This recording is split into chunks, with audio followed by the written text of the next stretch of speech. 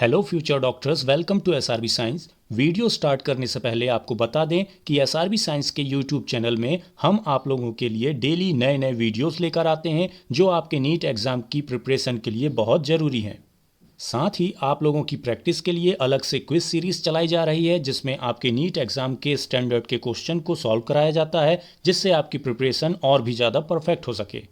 यदि आप लोग ये वीडियो YouTube में देख रहे हैं तो चैनल को सब्सक्राइब करें और इंस्टाग्राम में देख रहे हैं तो हमें फॉलो ज़रूर करें। आज हम एक ऐसे माइक्रोब की बात करने वाले हैं जो फेमस है अपने स्पेशल हैबिटेट्स के लिए। ये ऐसी जगहों में रहते हैं जहां कोई दूसरा एनिमल रहने की भी नहीं सोच सकता। हम बात कर रहे हैं आर्के बैक्टीरिया की। यहाँ देखिए, जो हमारे आर्के बैक्टीरिया होते हैं उनका ये नाम इस बात का प्रूफ है कि ये काफ़ी पुराने समय से हमारे वर्ल्ड में प्रेजेंट हैं। आर्के वर्ड ग्रीक लैंग्वेज से लिया गया है जिसका मतलब होता है एंशिएंट थिंग, यानी कि प्राचीन चीज़ें, जो कि बहुत पुराने समय से हमारे अर्थ में प्रेजेंट है। आर्के बैक्टीरिया के नाम के बाद इसके क्लासिफिकेशन की जब हम बात करते हैं तो साइंटिस्ट R.H. विटेकर ने अपने 5 किंगडम क्लासिफिकेशन में आर्के बैक्टीरिया को किंगडम मोनेरा में ही दूसरे बैक्टीरिया के साथ रखा था। लेकिन ईयर 1977 में साइंटिस्ट कार्ल वॉस ने 6 किंगडम क्लासिफिकेशन दिया जिसमें उन्होंने मोनेरा किंगडम को यू बैक्टीरिया और आर्के बैक्टीरिया में डिवाइड कर दिया और आर्के बैक्टीरिया को एक अलग किंगडम में रख दिया। क्लासिफिकेशन के बाद आपकी एनसीईआरटी बुक में आर्के बैक्टीरिया के रिगार्डिंग क्या लिखा हुआ है उसको हम देखते हैं। These bacteria are special since they live in some of the most harsh habitats such as extreme salty areas, halophils, hot springs, thermoacidophils and marshy area methanogens। In lines का मतलब है कि जो आर्के बैक्टीरिया होते हैं उनके रहने की जगह बहुत ही हार्श होती है, मतलब जहां रहना कठिन होता है। और यहाँ बैक्टीरिया के 3 टाइप भी दिए हुए हैं। पहला है हेलोफाइल्स, दूसरा है थर्मोएसिडोफाइल्स और तीसरा है मिथेनोजेंस। आप एक बात पर ध्यान दें कि ये जो ऊपर के 2 आर्के बैक्टीरिया हैं इनके नाम के आखिर में फाइल सफिक्स लगा हुआ है। क्या लगा हुआ है? फाइल सफिक्स लगा है। इस फाइल वर्ड का मतलब होता है लविंग, जैसे हेलोफाइट्स जो सॉल्ट लविंग होते हैं, थर्मोएसिडोफाइल जिनको टेम्परेचर और एसिड पसंद होता है, और जो थर्ड टाइप है उसका नाम है मिथेनोजन। मीथेनो का मतलब होता है मीथेन गैस और जन का मतलब होता है जनरेट करने वाले, यानी कि जो मीथेन गैस जनरेट करते हैं। तो बच्चों, ये थे 3 टाइप के आर्के बैक्टीरिया। वैसे तो होते और भी टाइप हैं, जैसे बर्फ़ को पसंद करने वाले, समंदर की गहराई में रहने वाले, लेकिन हमें ज़्यादा डिटेल में नहीं जाना है। बस आपको ये 3 एग्जाम्पल और या फिर 3 टाइप याद रखना है जो कि आपकी एनसीईआरटी बुक में दिया हुआ है। टाइप ऑफ आर्के बैक्टीरिया के बाद हम देखते हैं कि आर्के बैक्टीरिया की सेल वॉल कैसी होती है, या इसकी सेल वॉल की क्या खास बात है जो इसको इतनी हार्श कंडीशन में भी जिंदा रखती है। Archaebacteria differ from other bacteria in having a different cell wall structure and this feature is responsible for their survival in extreme conditions. जो आर्के बैक्टीरिया होते हैं उनकी सेल वॉल का स्ट्रक्चर डिफरेंट होता है दूसरे बैक्टीरिया के comparison में, जिसके कारण archaebacteria volcano, deep sea water, glacier, hot spring and salty area में आसानी से रह सकते हैं।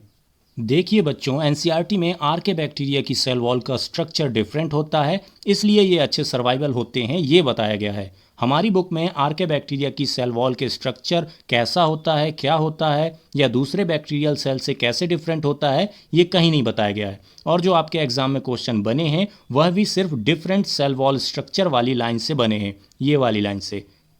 तो आपको भी बस यही याद रखना है। पर फिर भी यदि आप इसकी सेल वॉल के स्ट्रक्चर को समझना चाहते हैं तो इस पर एक अलग से लेक्चर है हमारे चैनल में, जिसका लिंक डिस्क्रिप्शन बॉक्स में दिया है। आप वहां जाकर आर्के बैक्टीरिया की सेल वॉल को डिटेल में समझ सकते हैं।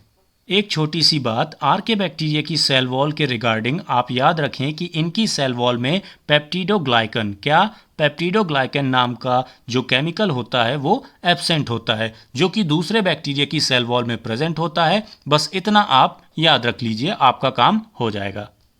अब सेल वॉल के बाद आर्के बैक्टीरिया के एग्जाम्पल्स को हम देखते हैं, क्योंकि आर्के बैक्टीरिया के टॉपिक पर आने वाले क्वेश्चन में इनके एग्जाम्पल को भी काफ़ी बार पूछा गया है, तो एग्जाम्पल हम अच्छे से याद रखेंगे। इसके जो एग्जाम्पल हैं वो इम्पॉर्टेंट होते हैं। एग्जाम्पल में सबसे पहले मिथेनोजेंस का नाम आता है। इसके रिगार्डिंग क्या लिखा हुआ है आपकी बुक में?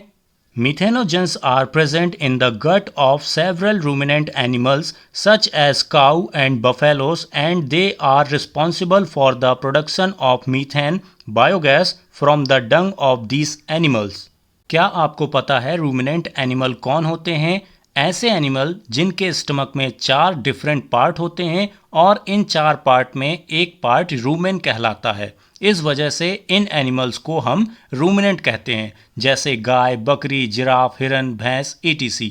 और ये रूमेन जो कि स्टमक का पार्ट होता है, ये इसके स्टमक का लार्जेस्ट पार्ट होता है और इसी पार्ट में मीथेनोजेंस यानी कि आर्के बैक्टीरिया प्रेजेंट होते हैं जो सेल्यूलोज को डाइजेस्ट करने में हेल्प करते हैं और बनाते हैं आपकी बायोगैस यानी कि मीथेन. यही मीथेनोजेंस रूमिनेंट एनिमल के डंग यानी कि गोबर में भी पाए जाते हैं और इसी गोबर का यूज़ हम गोबर गैस प्लांट में करते हैं.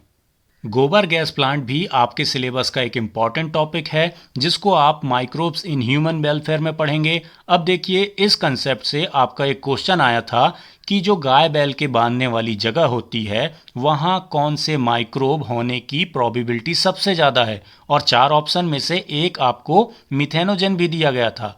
क्वेश्चन सिंपल था, बस पूछने का जो तरीका था वो बदल गया था. तो आप लोगों को थ्योरी के साथ साथ क्वेश्चन की प्रैक्टिस करना भी ज़रूरी है. यदि आप लोग क्वेश्चन की प्रैक्टिस करना चाहते हैं तो प्लेलिस्ट में जाइए और वहाँ पर क्विज़ वाली जो सीरीज़ है उसको फॉलो कीजिए. उसमें हमने सारे इंपॉर्टेंट क्वेश्चन करवाए हैं, तो आप वहाँ जा कर के अपने क्वेश्चन की प्रैक्टिस कर सकते हैं. अब हम नेक्स्ट स्लाइड में चलते हैं और कुछ और एग्जाम्पल्स को देखते हैं. पहला एग्जाम्पल है सेलिनीबैक्टर. सेलिनीबैक्टर जो है वो हेलोफाइल का मेंबर है. सेलिनीबैक्टर उतना खास इम्पॉर्टेंट नहीं है. लेकिन दूसरा एग्जाम्पल थर्मस एक्वेटिकस, ये बहुत इम्पॉर्टेंट है क्योंकि ये आपके इस चैप्टर में तो नहीं दिया हुआ है, पर जो बायोटेक्नोलॉजी वाला चैप्टर है वहाँ पर ये एग्जाम्पल दिया हुआ है. इसके नाम के आगे जो थर्मस लिखा हुआ है इसका मतलब है टेम्परेचर.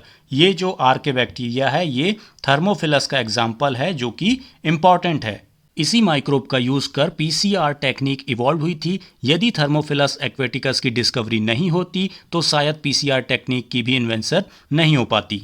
पीसीआर टेक्निक का वीडियो भी आपको लिंक में दिया हुआ है, आप उसे जाकर देख सकते हैं. वो भी एक इम्पॉर्टेंट टॉपिक है आपकी 12th बायोलॉजी का.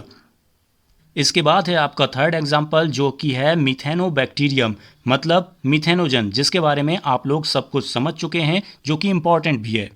तो एग्जाम्पल्स के साथ आज का हमारा ये टॉपिक कंप्लीट होता है. अब आप लोग इस वीडियो को अपने फ्रेंड्स के साथ शेयर करने वाले हैं, हमको इंस्टाग्राम में फॉलो करने वाले हैं और फ्यूचर में एक बढ़िया डॉक्टर बनने वाले हैं. और हम आपसे मिलते हैं नेक्स्ट वीडियो में एक और इंटरेस्टिंग वीडियो के साथ. तब तक के लिए बाय बाय, थैंक यू.